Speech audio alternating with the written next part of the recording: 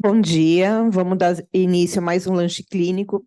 O nosso tema de hoje é tratamento da dor em pacientes oncológicos.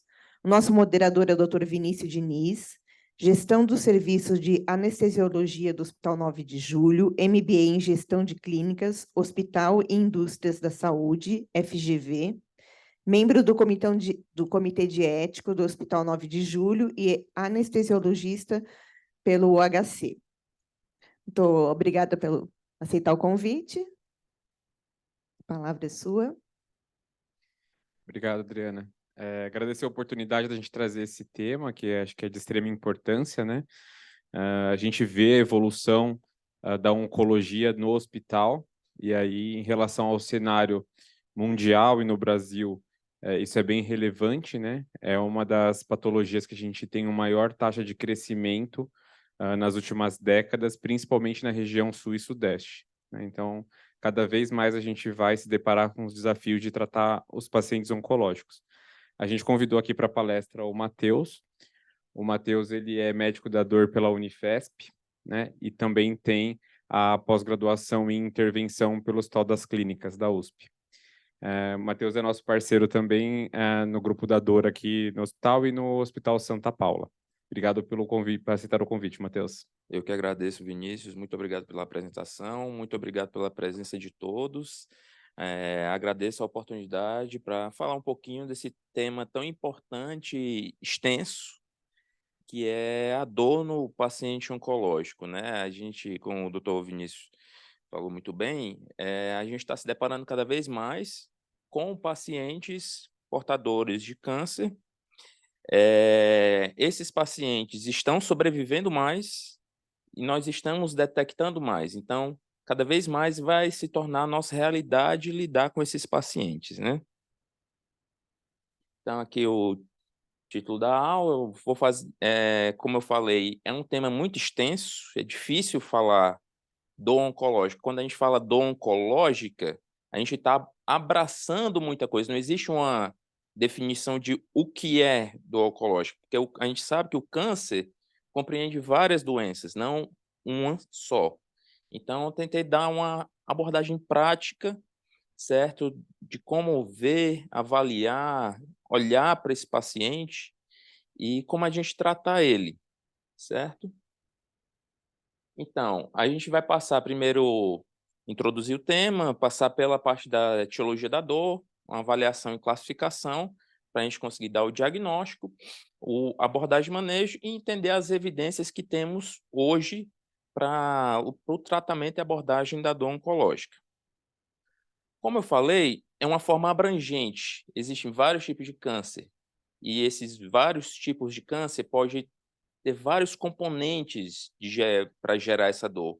Pode ser tanto uma lesão de nervo, uma lesão de osso. Então, avaliar essa dor precisa ser uma coisa bem mais, como é que eu digo, abrangente e holística, não uma coisa tão focal, assim. Muitas vezes a gente quer avaliar essa dor de uma forma rápida, uma forma abrangente, qual é a intensidade de tudo, sem saber qual é o impacto daquela dor naquele paciente, no meio que ele vive. Então, a gente tem que ter essa visão holística. Como a gente já falou, a prevalência de dor nos pacientes oncológicos é de 44% e até 55% nos pacientes terminais. Isso é um dado que traz para a gente que, em muitos cantos, a dor está sendo maltratada e mal gerida. Às vezes, esses pacientes não estão tendo um tratamento suficiente para a dor. E a gente também tem que saber que, já que o câncer é uma síndrome variada, nem todo câncer causa dor. E nem toda dor no câncer, num paciente oncológico, é causado pelo câncer. Mas quando você tem um paciente oncológico, cerca de 50 a 75% da dor que ele tem pode estar relacionado com a doença dele. De 10 a 25% relacionado com o tratamento, que a gente sabe que o tratamento do câncer pode envolver uma comorbidade, levar a outros tipos de dores, então a gente tem que estar ciente disso, e 10% da dor desse paciente são relacionadas a outras comorbidades. Um paciente que pode ter lá sua dor na coluna, pode ter lá uma dor prévia, ou até desenvolver ao longo do tratamento alguma síndrome clínica de dor não relacionada ao tratamento nem com câncer. Então, a gente também não pode, como a gente diz, comer bola em relação a isso, certo? Então, a IASP, a Associação Internacional do Estudo da Dor, ela propôs, em 2023, um cuidado integrativo, que é exatamente essa combinação de várias estratégias num contexto multidisciplinar, interdisciplinar, colaborativo e coordenado para esse paciente com dor, certo? Focando na individualização do tratamento, na individualização dessa abordagem e na visão holística, ou seja, ver o paciente como um todo. Aí entra aquele conceito de dor total, que a gente tem que olhar o paciente nas suas várias esferas, não só na parte, digamos, de saúde. O paciente com dor oncológica não só tem um problema de saúde, ele pode também desenvolver um problema de saúde mental, certo? Esse paciente, se ele for um pai de família, vai também ter um comprometimento aí social, certo? Se ele tiver alguma ligação ou não com algum grupo religioso, também pode ser afetado, e a gente sabe que quando o paciente que tem câncer se torna mais próximo se espiritualiza de alguma forma, ele tem uma sobrevida maior. Então, a gente tem que olhar o paciente nessas várias esferas, certo? Não só na parte de saúde, certo? E também considerar a dor oncológica nas diversas populações. Em crianças, que essa população, a gente tem que olhar de forma diferenciada, é uma população que não é só ela que fica doente quando tem câncer, a família também fica doente, então a família tem que ser um foco da nossa abordagem, tanto da medicina da dor, quanto da clínica, fisioterapia, psicologia, toda a equipe hospitalar que está olhando para isso. Os pacientes idosos são particularmente mais frágeis, mais sensíveis, certo? A terapia oncológica leva à utilização de várias medicações, várias abordagens, então é um paciente que pode sofrer de polifarmácia, então precisa também de uma visão diferenciada. Essa nova população que está se formando, que são os pacientes sobreviventes do câncer, muitos desses pacientes saem com síndromes dolorosas crônicas secundárias ao tratamento do câncer. Além disso, também comorbidades de saúde mental, que também devem ser abordadas, e pacientes adictos, que são um grupo de pacientes que precisam de uma abordagem mais individualizada também quando estão tratando o câncer, principalmente pelo câncer envolveu a terapia com opioides, certo? Então, quando a gente pensa na parte física do câncer, ele pode vir de várias etiologias a dor que ele causa, certo? O câncer, ele pode inflamar, o câncer pode comprimir, pode isquemiar ele mesmo ou outras estruturas, pode causar edema. Então, tudo isso são componentes que o câncer traz e que podem ser alvo de dor, pode causar dor. Então, o câncer pode dar um dano neoplásico nos ossos, articulações, levando a uma síndrome muito dolorosa, que é a dor óssea, certo? Compressão de vísceras, com essa compressão de vísceras pode ter uma obstrução secundária ou uma semi-obstrução que por si só também vai causar uma dor relacionada. Infiltração e metástases em partes moles, seja pele, subcutâneo, fáscias, mucosas, também é um grande sítio de dor, certo? Em especial nas mucosas, as mucosites, que algumas neoplasias podem causar, e o próprio tratamento também. E, principalmente, a lesão de tecido nervoso, certo? Que qualquer canto que o câncer pode atingir o sistema nervoso, seja periférico ou central, ele adiciona mais um componente na dor, além dessa parte da inflamação, que é a dor neuropática, o que atrapalha muito no nosso meio de campo no tratamento, dificulta muito a abordagem desse paciente quando ele possui uma dor neuropática importante associada, tanto de origem de compressão periférica ou de uma origem de compressão medular ou de sistema de cérebro, sistema nervoso central. Certo? Então, além das das causas relacionadas primariamente ao câncer, nós temos também as causas relacionadas ao tratamento, que a dor pós-operatória, que fatalmente muitos dos nossos pacientes oncológicos vão passar por cirurgias, certo? E essas cirurgias por si só podem ser muito mórbidas e levar eles a ter uma síndrome dolorosa depois, seja uma cirurgia de amputação, que aí nós temos a síndrome de dor fantasma, não precisa ser de membros, as nossas pacientes que fazem mastectomia também podem apresentar essa síndrome de dor fantasma, certo? Cicatrizes dolorosas ou até uma disfunção de algum sistema interno depois de uma manipulação cirúrgica é muito comum nos pacientes que passam por grandes cirurgias oncológicas, certo? Também as dores, as síndromes dolorosas que aparecem pós-quimioterapia, que nós temos principalmente neuropatias periféricas, artralgias, mialgias e, em especial, mucosites, certo? Que também é uma síndrome dolorosa oncológica muito mórbida que precisa de uma abordagem diferenciada. Além da quimioterapia, nós também temos as imunoterapias e hormonoterapias que por si só também podem causar dor, em especial artralgias, certo?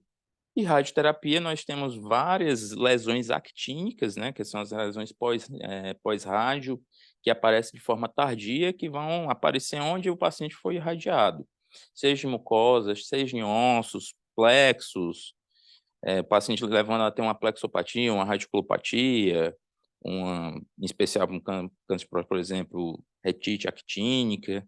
Então, tudo isso são síndromes diferenciadas que têm que ser abordadas, às vezes, de forma individualizada, certo? E também terapias mais antigas, mas podem ainda por vir existir, as dores por deafrentação, que alguns pacientes podem apresentar quando a terapia envolve a gente cortar o sistema nervoso que inerva a região do câncer. Então, você troca uma dor oncológica pela dor de deaferentação, então uma forma de dor neuropática, certo? Mas e aí como a gente vai avaliar essa dor? Certo? A gente já viu várias vezes ao longo do nosso estudo, várias formas de avaliar a dor, mas eu particularmente gostei dessa forma que eu achei estudando, que quando a gente pensa que não sabe, lembra do Sócrates.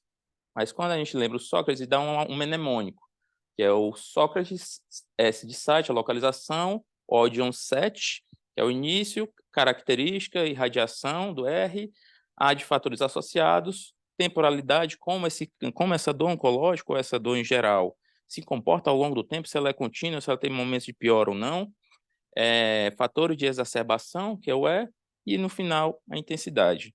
Então, tem toda uma abordagem diferenciada que a gente tem que olhar para essa dor, não só aquela intensidade, chegar para o paciente na enfermaria, a sua dor está leve, moderada ou intensa.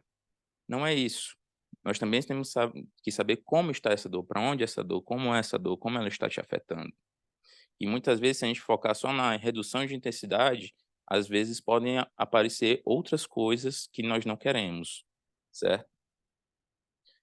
E na classificação da dor, depois da gente caracterizar ela, depois da gente caracterizar a dor do câncer, a gente tem que saber classificar ela. Por quê? Porque isso vai gerar o diagnóstico da dor e com o diagnóstico correto na dor, eu sei quais medicações têm evidência ou não para o tratamento daquela dor.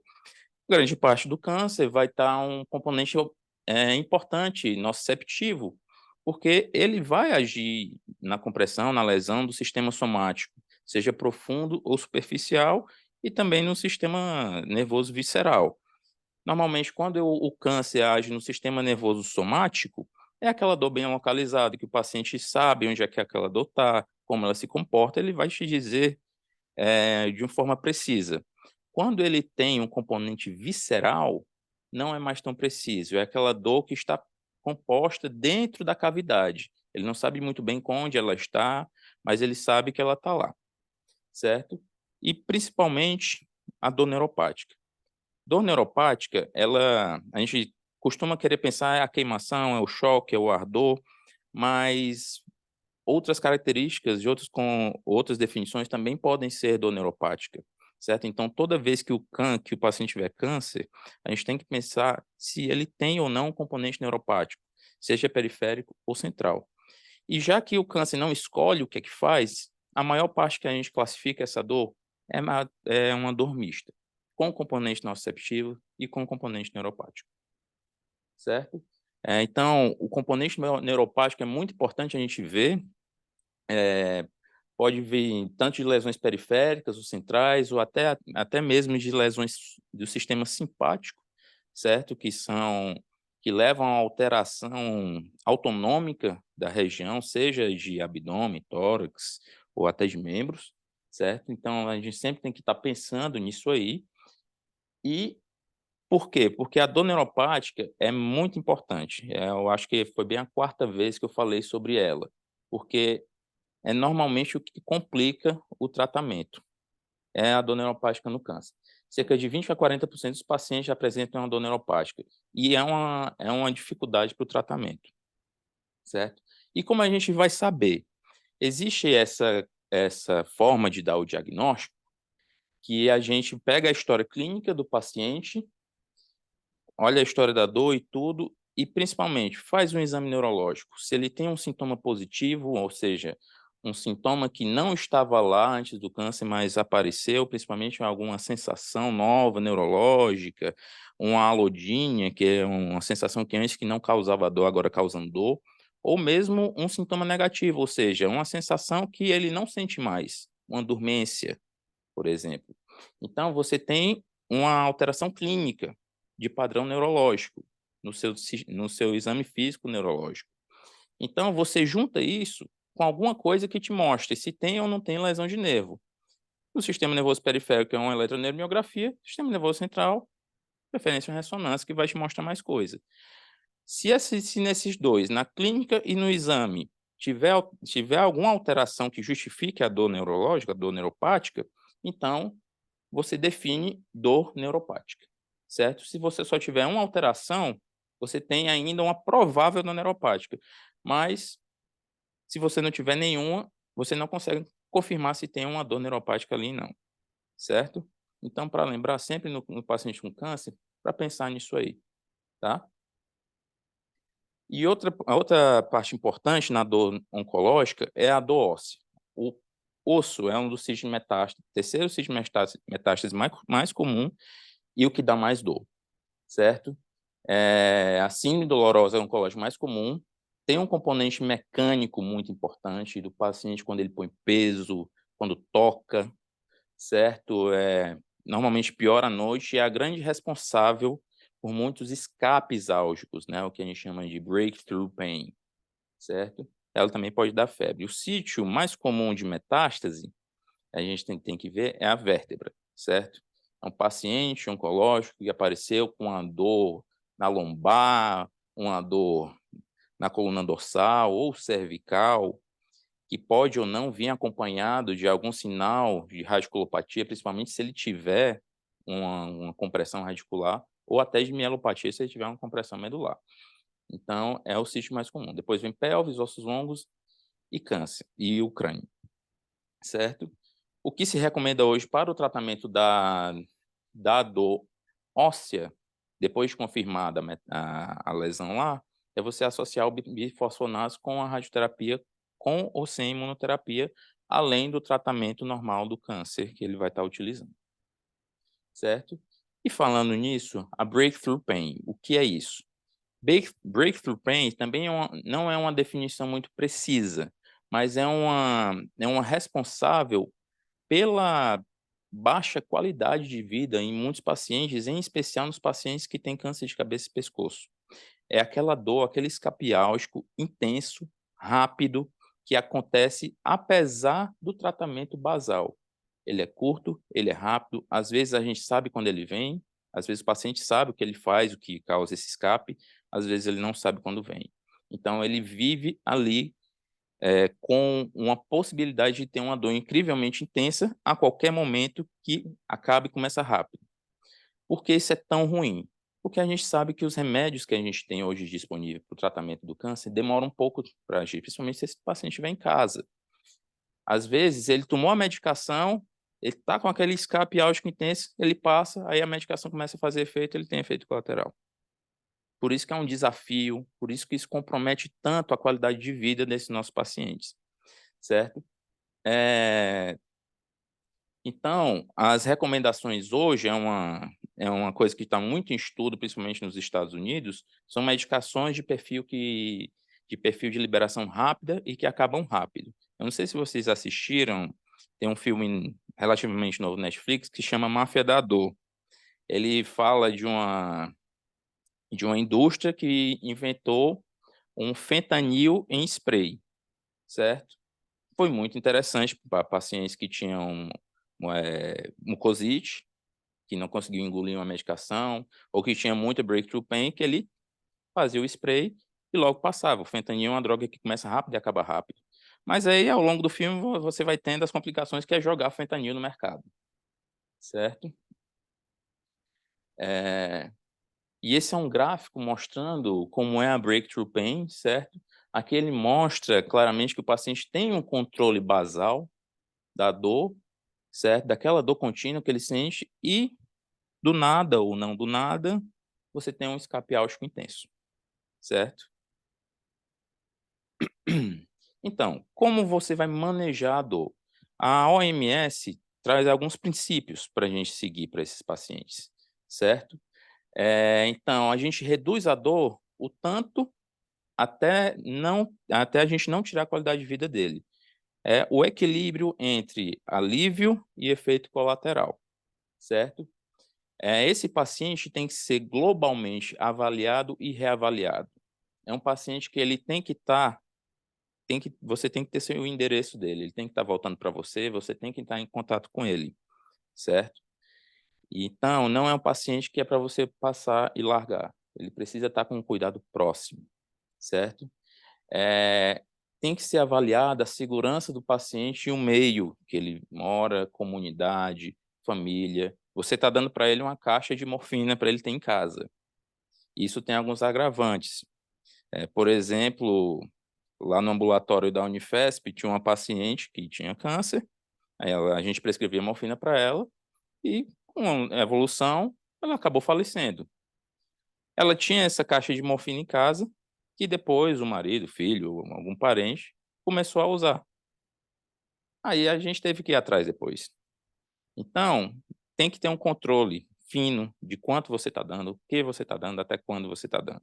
Que essas coisas podem acontecer, certo? Principalmente em meio à crise de opioide que a gente está vendo aí nos Estados Unidos, né?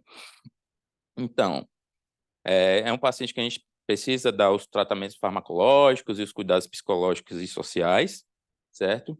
O tratamento tem que ser disponível e acessível, não faz nenhum sentido eu prescrever uma medicação em ponta de linha, melhor do mundo, se o paciente não consegue pagar um mês aquela medicação. E a gente sabe que não é barato se ter dor crônica hoje, certo? Um paciente que toma dor crônica gasta aí pelo menos R$400, R$500 da sua receita mensal em medicação para controle de dor, tá? Então, quando a gente escolhe a medicação de melhor perfil, que o paciente consegue comprar, ter acesso, a gente tem que seguir os princípios. Essa que a OMS coloca. By mouth, ou seja, a melhor via sempre vai ser a via oral, com melhor absorção, melhor perfil, melhor segurança.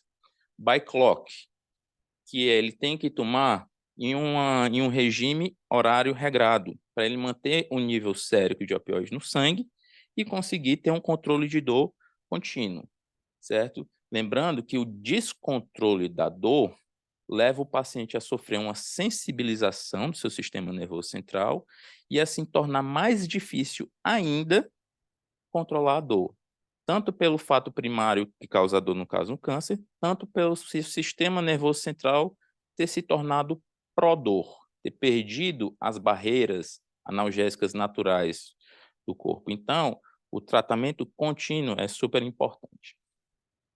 Ele tem que ser individualizado, certo? Para as doenças do paciente, o que aquele paciente tem, os componentes de dor que ele apresenta, e com atenção aos detalhes, certo?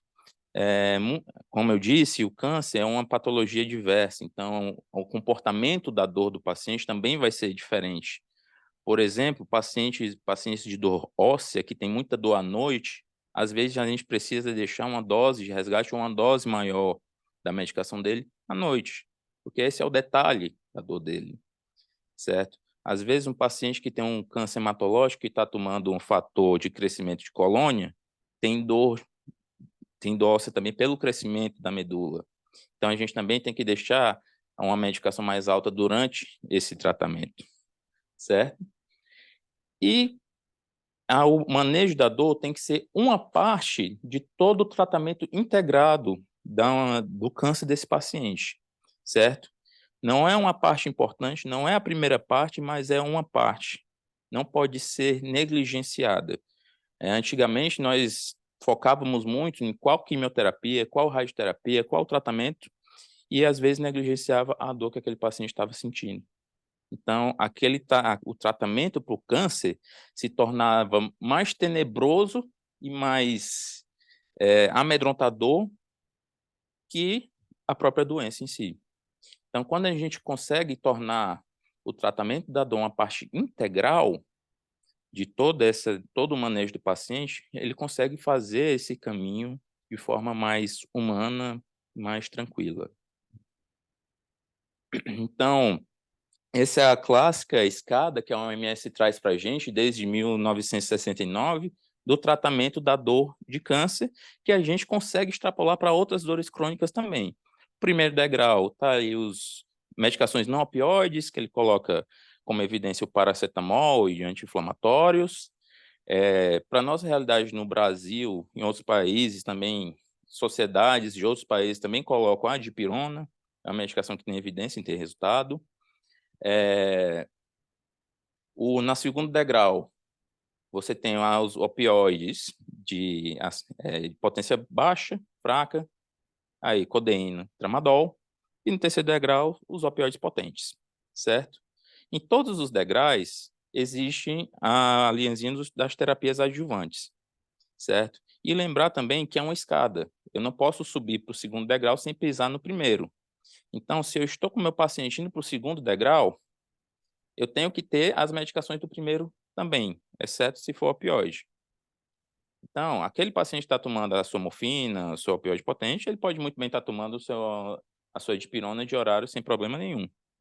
E as medicações adjuvantes, eu gosto de dizer, que esse é como se fosse um corrimão. Não necessariamente você precisa dela para tratar, mas se você usa as medicações adjuvantes, é muito mais fácil você subir ou descer a escada, certo? O step 1 que eu falei, o paracetamol, seguro até 4 gramas ao dia, 1 grama de 6 em 6 horas. Anti-inflamatório, sempre lembrar que é por curto período de tempo, certo? Nunca utilizar um longo período de tempo, porque pode estar associado a mais efeitos colaterais que você não quer para o seu paciente oncológico. Dipirona, seguro, de 6 a 8 gramas ao dia, 1 grama de 4 em 4 horas ou 2 gramas de 6 em 6, certo? Step 2, opioides fracos, codeína, tramadol, e agora surgindo no mercado, tapentadol, que é o Palexis, certo? Step 3, opioides fortes. Nós temos morfina, oxicodona, metadona, buprenorfina e fentanil. Lembrando que não existe evidências de você misturar um opioide com outro, certo? Se você estiver fazendo isso, muito cuidado, né? Não tem evidências de segurança, tá? Se for utilizar um opioide forte, utilize só um. Se quiser usar outro opioide, melhor pensar com um especialista ou fazer uma rotação, certo? Como falei, os adjuvantes é o corrimão da escada, certo? Os principais são os que têm mais evidências: antidepressivos, que são os duais, no caso do duloxetina ou venlafaxina, tricíclicos, amitriptilina, nortriptilina, certo? E os anticonvulsivantes gabapentinoides, gabapentina, pregabalina.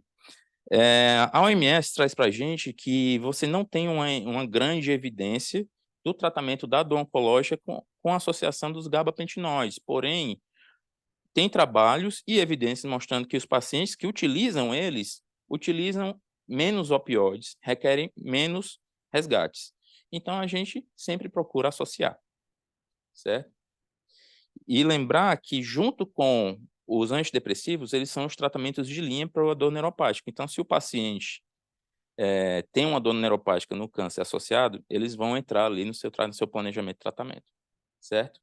Então, aquele plano de 3 steps da OMS foi revisado ao longo por várias sociedades oncológicas, porque foram vistas novas terapias que vinham a ser úteis para os pacientes. Então, se criou um 4º degrau e outras medicações adjuvantes, além de terapias integrativas, que também traziam benefícios para o paciente, seja com outras especialidades, acupuntura, psicoterapia, fisioterapia. Tudo isso se mostrou com boa evidência para o tratamento e para a melhora da qualidade de vida do paciente. E, em suma, o 4º step, são terapias intervencionistas que mostraram evidências para melhorar a qualidade de vida daqueles pacientes. E, atualmente, se pensa que a gente não deve esperar até chegar no 4º step.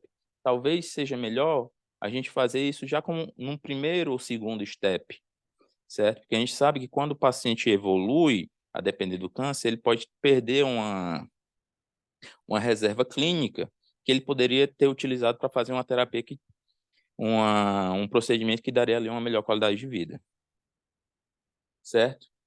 Dor neuropática no câncer. Então, o tratamento de primeira linha, anticonvulsivantes e antidepressivos. Então, ele tem que estar ali na prescrição desse paciente, se ele tiver um componente de dor neuropática ou não, certo? Também o que tem uma boa evidência é a lidocaína tópica, se o paciente tiver um quadro de neuropatia periférica, certo? Alguma queimação mais superficial, alguma coisa assim, os pacientes costumam responder bem.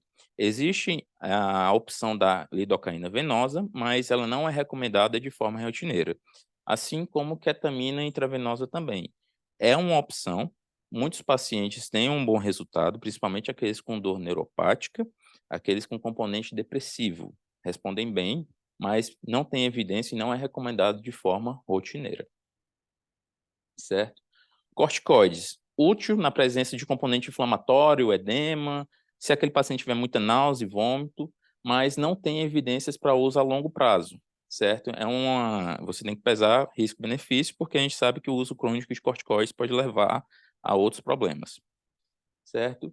E nesse artigo, é muito interessante que ele reuniu várias evidências e mostrou para a gente o que fazer, o que não fazer e o que não sabemos se dá para fazer, certo? E nessa tabela ele mostra o que tem uma força muito grande para se fazer, que é o do, o screen of pain, o quê? Avaliar, reavaliar, reavaliar, reavaliar o paciente, ver como ele está respondendo, como é que está a terapia, se eu tenho que mudar, se eu não tenho que mudar, certo? Acessar, ou seja, avaliar os componentes da dor dele, saber o diagnóstico da dor dele, se tem neuropática, se é inflamatório, se é nociceptivo, certo? Fazer o tratamento tateado, certo? Então, o que você pode fazer é usar um opioide forte, não ficar segurando, esperando o paciente a resposta para iniciar um opioide forte se o paciente tiver uma dor severa. Não tem diferença, não teve evidência entre você tratar o paciente com uma dose alta de opioide fraco ou uma dose baixa de opioide forte. Você pode iniciar qualquer um dos dois, certo? Se o paciente tiver indicação, tem evidência você fazer rotação. 50% dos pacientes conseguem ter uma melhora de dor só em você fazer uma rotação de opioide. Ela é recomendada ser feita por médicos especialistas que sabem fazer e têm experiência de fazer rotação de opioides, certo? Procedimentos epidurais, intratecais, tem evidência, é aquilo que eu falei do STEP 4, são recomendados, certo? Então, tem que ser pensado para os pacientes, seja numa forma precoce ou numa forma mais tardia. Tratar a metástase óssea com radioterapia e bifosfonato, evidência, dá para fazer. Dar o suporte para o paciente, não só de medicamentos, tratamento médico, mas também fisioterapia, psicoterapia e outras técnicas de self-management, né? Isso também tem muita evidência para o tratamento da dor do paciente. Fisioterapia baseada nas intervenções, tratamentos não farmacológicos. O que não fazer? Dizer para o seu paciente resgatar dor de câncer com paracetamol e dipirona. Não vai dar muito certo, certo? Sempre tem que ser um resgate com opioide. Não faça isso. Usar de forma rotineira opioides fracos para dor oncológica. Não tem muito bom resultado. Melhor trocar para um opioide mais forte, certo? Uso rotineiro de ketamina, que eu já falei. Uso rotineiro de lidocaína intravenosa. Cannabis. Atualmente não tem evidências que mostram uma melhora de resposta com o uso de canabinoides no tratamento oncológico. Isso já saiu um estudo agora em 2023 que não teve uma redução de resgate de opioides no paciente que utilizou um canabinoide, certo? O que não sabemos se tem benefício ou não é o uso rotineiro de anti-inflamatórios, mas a gente sabe que ficar utilizando eles direto pode dar ao paciente outros problemas. O que eu tinha falado, anticonvulsivantes e antidepressivos não tem evidência para dor neuropática, mas tem evidência para ele não ter nenhum problema com opioides, com excesso de opioides, certo? Corticoides, já falei. Intervenções, não tem uma evidência formal pela MS, mas existe evidências moderadas que têm um bom resultado, procedimentos. Acupuntura e massagens não tem uma evidência formal, mas trabalhos mostram resultados. E o TENS também, parte da fisioterapia, também é resultado. Certo? Então, como é que eu inicio? Como eu falei, não tem diferença de iniciar um opioide fraco ou forte, depende mais do paciente, certo? O que se recomenda é que o opioide de primeira linha, o padrão ouro para o tratamento do oncológico, é a morfina. E o que eles indicam para início de tratamento, para aquele paciente que a gente chama virgem de opioide, é morfina 5 mg de 4 em 4 horas, certo? Ou, para o padrão americano, às vezes que eles têm mais acesso, ao oxicodona, certo? E resgate, como é que eu deixo? Dependendo do trabalho, ele deixa uma dose de 10 a 15% da dose diária até 6 vezes ao dia. Então, esse é como diria, a base do seu tratamento com opioide para o paciente do oncológico. Quem eu utilizo? A morfina é a primeira linha, lembrar da meia vinda e lembrar que a excreção dela é renal, tá? Então, se você vê aí seu paciente doente renal crônico, que faz hemodiálise e tudo, utilizando morfina ou codeína, cuidado. Ela pode se acumular, aquele paciente pode ter uma sedação ou efeito colateral pelo acúmulo de morfina. Então, nesse caso, é melhor pensar em uma prima que não tem esse problema, que é a metadona. Porém, a meia-vida é mais longa. Aí, então, os estudos recomendam a titulação com um especialista, certo? Ela não tem um problema renal, porque a excreção dela é hepática. Ela tem uma ação em receptores NMDA, que são grandes responsáveis e agentes na dor neuropática. Só que tem que tomar cuidado com altas doses, que ela, em altas doses, podem prolongar o intervalo QT, certo? E outra medicação que entra aí, que não tem problema nem se o paciente tiver um problema hepático ou renal, é o fentanil. Porém, fentanil é extremamente potente, extremamente rápido e causa efeitos colaterais extremos. Então, se você indicar uma analgesia com fentanil, por favor, faça isso com um paciente internado. Nós temos a PCA, que é a bomba de controle pelo paciente, que a equipe de dor consegue ajustar o fluxo que ele vai tomar, quantos resgates ele vai tomar, doses máximas, doses mínimas, e assim a gente consegue titular de forma mais segura e controlada quanto ele vai tomar.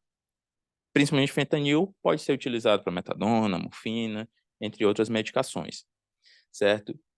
O fentanil, hoje nós temos a opção do PET, né, que é o Durogesic, só que tem que ser bem indicado antes de colocar, certo? Ele vai dar uma dose constante e estável, então você tem que ter certeza que com aquela dose o paciente não vai ter problemas, certo? E como eu tinha falado, ele é um grande agente que está sendo estudado para breakthrough pain. Existem formulações de pirulitos, spray orais e até spray nasais para pacientes.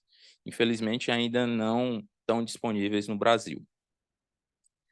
Certo? Como administrar? Como a OMS colocou, a via oral, by mouth, sempre é a melhor opção. por segurança, por biodisponibilidade, certo? Existe a via transdérmica, certo? Se o paciente tiver uma via oral comprometida, por exemplo, aqueles pacientes com mucosites, estão passando por transplante de medula óssea, às vezes a gente faz a opção pelo PET, que a gente tem disponível mais tanto o Dorogesic quanto o Restiva, que é a buprenorfina, certo? Ele dá aquela dose mais estável, certo? Então, você tem que ter certeza que aquela dose que o adesivo vai dar é uma dose que aquele paciente já tolera e que vai tratar a dor dele. O adesivo não vai servir para breakthrough pain, o adesivo não dá para resgatar, certo? Ele é bom para manter um controle álgico, certo? Mas o adesivo ele também não pode abusar. Então, é particularmente útil em pacientes que têm problemas de adicção, certo? Se ele pegar o adesivo e mastigar, engolir, ele simplesmente não vai acontecer nada, ele vai ter uma dor de barriga, uma coisa assim, mas ele não vai ter aquela absorção daquela medicação. E a via venosa a gente recomenda quando as outras vias não forem possíveis. Além da venosa, algumas medicações a gente consegue fazer de forma subcutânea, em especial a metadona. Mas a gente não prefere porque predispõe o paciente ao efeito bolos. O efeito bolos é aquela pico, vale. Então, você tem um pico de analgesia, efeitos colaterais, euforia e vale de dor. Então, esse é o efeito bolos. E isso não é bom para o controle crônico do paciente, certo? E esses picos vão dar para a gente aquela sensação, vão dar para o paciente aquela sensação de euforia. Então, predispõe mais a uma adicção a depender da medicação, certo? Além disso, os bolos intravenosos também podem predispor o paciente a uma maior tolerância, adicção e efeitos colaterais, certo? Se for utilizar de forma breve, planejada e controlada, com hora para entrar ou hora para sair, ou no planejamento terapêutico que você vê ali que a via venosa é a melhor escolha para o paciente no momento. E eu trago de novo a PCA, certo? Que é um recurso muito importante aí quando a gente está trabalhando com medicações venosas para controle de dor, certo? E como a gente titula? Normalmente são 4 cenários. Se o paciente tem a dor controlada e está sem efeitos colaterais, quer dizer que a sua terapia está legal, então mantém. Se o paciente está com a dor controlada, mas está com efeitos colaterais, quer dizer que está sobrando mais medicação, então talvez eu tenha que reduzir. Se o paciente está com a dor mal controlada, sem efeitos colaterais, isso quer dizer que ele aguenta mais dose. E se o paciente está com a dor mal controlada e mesmo assim com efeitos colaterais, talvez esteja na hora de chamar algum especialista para pensar em uma rotação de opioide. Certo? Efeitos colaterais que a gente sempre tem que lembrar das principais medicações para o controle da dor oncológica nos opioides é náuseas e vômitos. Elas são passíveis de tolerância, então com 1 semana, 2 semanas, o paciente vai ter uma melhora daquela náusea e são tratados com antieméticos. Constipação não é passível de tolerância. Enquanto o paciente estiver utilizando opioide, ele vai ter constipação. Então, a mão que prescreve opioide também prescreve um laxativo, certo? Ele sempre vai ter que estar com um laxativo enquanto ele estiver tomando opioide, certo? Sedação tem que ser diferenciado de sintomas transitórios, quando ele toma a medicação, ficou um pouco tonto, mas depois melhora, ou se ele permanece sedado ao longo do dia. Não, eu dei a medicação pro meu pai, ele passou o dia todo dormindo e tudo. Isso é muito importante, porque é o sintoma que depois dele vem a depressão respiratória, e depressão respiratória parada, hipóxia parada e morte, certo? Sintomas neurológicos, alguns pacientes dizem que sentem agitação e delírio, alguns opioides podem dar isso, mas é mais comum a dor não tratada gerar agitação e delírio ao invés dos opioides, certo? A rotação, como eu falei, 50% dos pacientes que realizam a rotação consegue ter uma boa redução da dor. Existe evidência moderada para uma rotação de opioides para os pacientes oncológicos e é recomendado ser feito por especialistas, certo? E o STEP 4, que são as intervenções passíveis, que tem evidência, e infiltrações peridurais, intratecais, são indicados quando eu quero mudar a via da medicação que eu estou entregando, então eu vou dar uma dose menor, mais perto do sistema nervoso central, o que dá menos efeito colateral daquela medicação para o paciente. Então, a gente tem infiltrações peridurais, infiltrações intratecais e até a instalação de dispositivos de entregas intratecais contínuos, certo? Bloqueios de nervos são possíveis, a depender do componente, a depender do diagnóstico do paciente. Você tem bloqueio do nervo periférico, bloqueio do plexo e bloqueio de sistemas simpáticos. Tem formas de fazer esse bloqueio temporário e tem forma de fazer esse bloqueio de forma mais definitiva, digamos assim, certo? A neuromodulação é uma nova técnica que vem crescendo, que está se tornando mais disponível para os nossos pacientes, que é a instalação de um estimulador, seja no nervo, seja na medula, que vai inibir a informação da dor. Lembra que a gente falou que o câncer está se tornando uma doença mais crônica, mais tratável, então, às vezes, a gente consegue instalar um dispositivo desse e o paciente tem uma boa qualidade de vida e sobrevida, certo? Cordotomia é um procedimento mais antigo em que a gente desligava a sensação, o sistema nervoso na medula. Vinha com vários efeitos colaterais, mas às vezes era a escolha que tinha num câncer intratável, uma dor intratável, certo? E técnicas neurolíticas, que seria eu usar as substâncias que destroem o nervo para parar aquela transmissão de informação de dor, certo? São possíveis, em particular, o bloqueio do gânglio celíaco para os pacientes com câncer de abdômen superior, em particular o câncer de pâncreas. Muitos desses pacientes têm uma resposta tão boa que a gente consegue deixar ele com dose mínima de morfina, até só resgate durante o dia. Então, os resultados são muito bons e são reais, certo? Então, conclusão, existem muitos componentes que podem estar presentes na dor do paciente oncológico, é importante a gente saber diferenciar, a gente diagnosticar. O correto diagnóstico desses componentes pode fazer diferença na abordagem terapêutica desse paciente e lembrar que ele deve receber essa abordagem, tratamento de forma integrada e multidisciplinar, considerando o câncer, as doenças que ele tem, os fatores individuais, fatores sociais e fatores mentais do paciente. Minhas referências. Obrigado.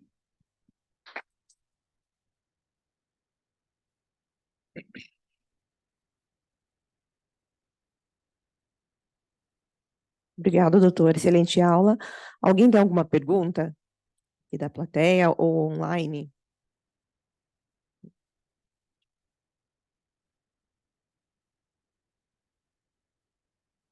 Bem, boa tarde. Parabéns pela aula, viu? Maravilhosa, muito boa.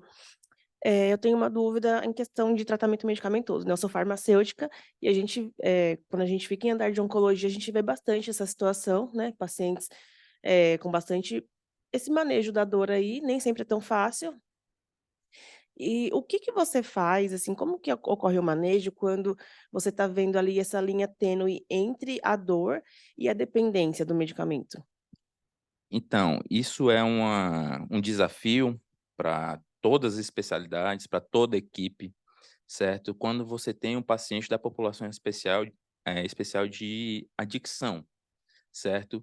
O que tinha antigamente era que os cânceres eram tão graves que a gente não dava tempo da gente dizer que o paciente tinha adicção, não dava tempo de isso se tornar um problema. Hoje dá, certo? Então, o que se recomenda nos estudos e o que a gente faz? Individualização. A gente tem que olhar, revirar, avaliar, reavaliar. Não é uma coisa que uma avaliação vai lá e resolve. Não é uma coisa que só uma equipe médica ou multidisciplinar resolve. É um paciente em particular que deve ser individualizado. Então, a gente tem que considerar as nossas opções. É um paciente que o câncer está progredindo, então talvez aquele pedido de dor, aquilo que ele fala que ele sente dor, realmente seja dor. O que acontece na adicção é que você tem uma alteração neurológica, que você tem uma comunicação do sistema de dor com o sistema de recompensa. Então, toda vez que ele recebe, em particular, morfina venosa, dá um gatilho no sistema de recompensa, libera dopamina e ele diz, isso é bom para mim, eu quero aquilo. Então, aquele sofrimento que ele exprime começa a ter cada vez mais um componente de falta de dopamina e não um componente de dor física, certo? Então, por isso que é tão complicado a gente diferenciar. A gente tem que levar em consideração a apresentação clínica, como a doença está evoluindo, para a gente poder avaliar isso. Aí entra o que eu falei. Quando a gente pega esses pacientes, a gente tenta o máximo tirar a medicação venosa, certo? A gente conversa com ele, olha, a medicação, a morfina, se eu te der oral, ou a metadona, se eu te der oral, ou a outra medicação, vai ter o mesmo efeito. A gente tenta fazer ele entender isso, apesar dele dizer que não é assim, certo? E ele não pode obrigar ninguém a fazer a medicação do jeito que ele quer, certo? Então, a equipe tem que estar ali firme, dizendo, não, nós não estamos deixando de tratar sua dor. Nós estamos tratando na melhor forma que é possível para você. Aí, entre os opioides transdérmicos, entre as apresentações subcutâneas, em particular a metadona, que tem evidências para tratamento de pacientes adictos e resgate de pacientes adictos, certo? Espero que eu tenha clareado alguma coisa. Sim, obrigada.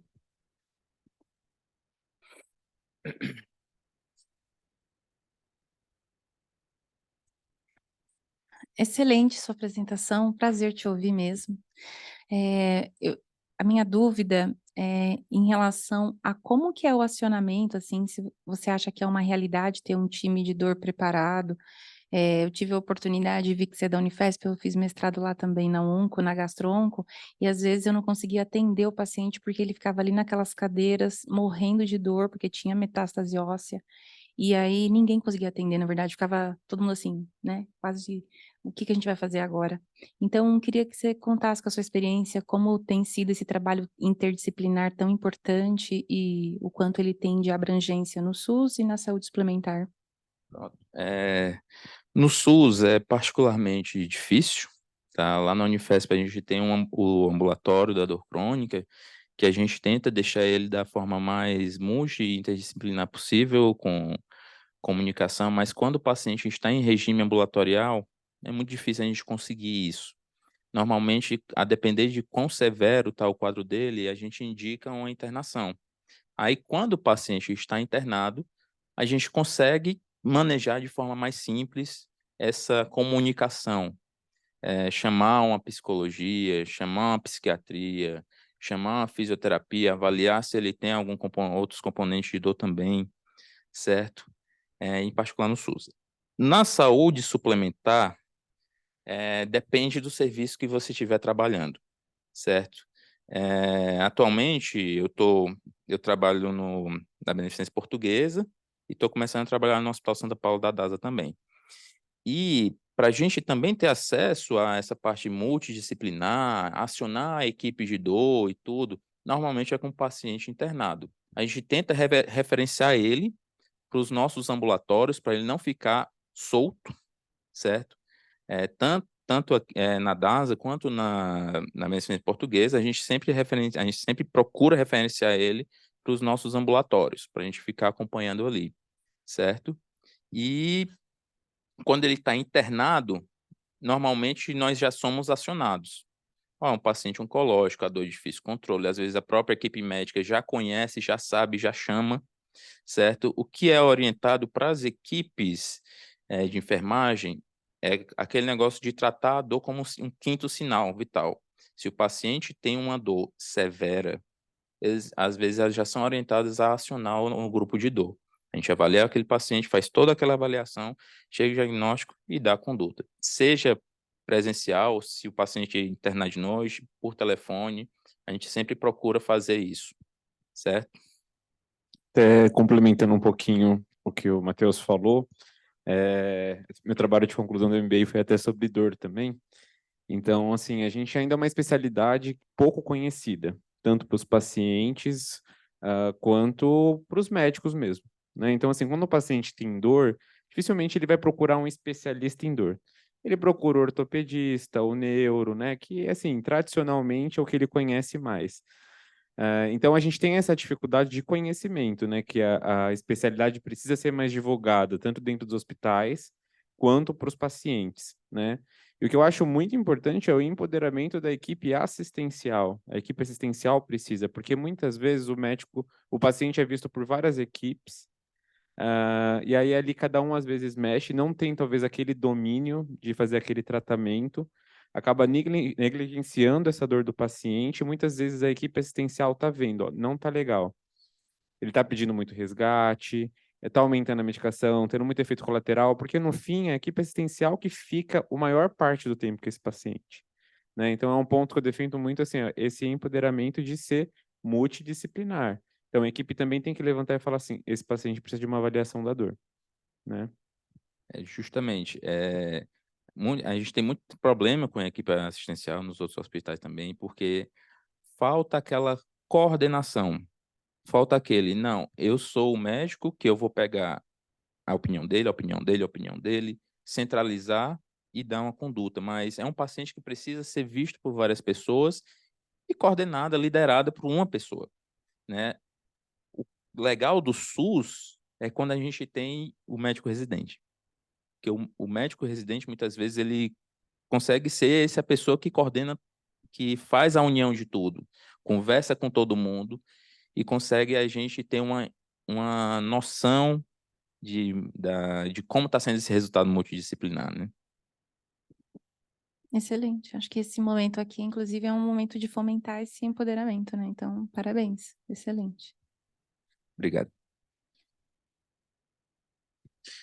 Bom, queria parabenizar o Matheus, realmente foi uma excelente aula, acho que é importante a gente trazer esse tema, né? Acho que foi uma discussão bacana. Eu mesmo aprendi muito, Matheus, obrigado mesmo. E agradecer, então, sua participação, a presença de todos, né? E qualquer dúvida, qualquer momento, acione, a gente tem grupo de dor no hospital, né? A gente consegue fazer esse acompanhamento. Se vocês estiverem vendo um paciente que não está evoluindo bem nas enfermarias, acionem, a gente vai lá, avalia o paciente, entre em contato com o médico titular, né? A gente não vai tomar nenhuma conduta sem conversar com o titular, mas às vezes precisa dessa discussão, né? Plantar essa sementinha ali que talvez o paciente precisa de uma avaliação, tá bom? Obrigado, pessoal. Boa tarde. Muito obrigado.